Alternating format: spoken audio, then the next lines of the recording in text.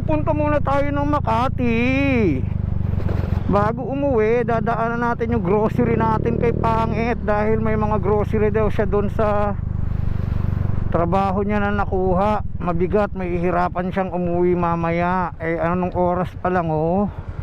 Time check 4:17. 4:17, pauwi na tayo mga katiyo. May pinuntahan lang si ma'am, pinapasok ako ng alauna, sabay uuwi na ulit tayo ngayon. Hayahay ang buhay. Ganun lang trabaho natin mga katiyo. Basic. Pasok ng alauna, tapos uwi 4:17. Uwi 4:17. Alas 4, halos alas 4. Uwi na tayo. 1, 2, 3, 1, 2, 3, 4. Halos 3 hours lang tayong nag-duty. May pinuntahan lang siya sa Makati. Tapos pagbalik, ayan, uwi na tayo. Pinauwi na ako. Daan lang natin yung grocery dun kay Pangit, kasi mahirapan daw siyang umuwi mamaya. Mabigat daw yung grocery niya. Tignan natin kung ano yung mga yun.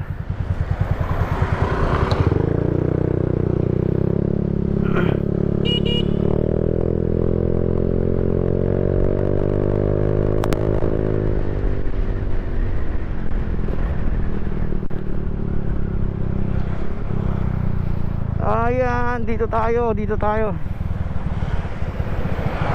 Nakastop tayo, nakastops.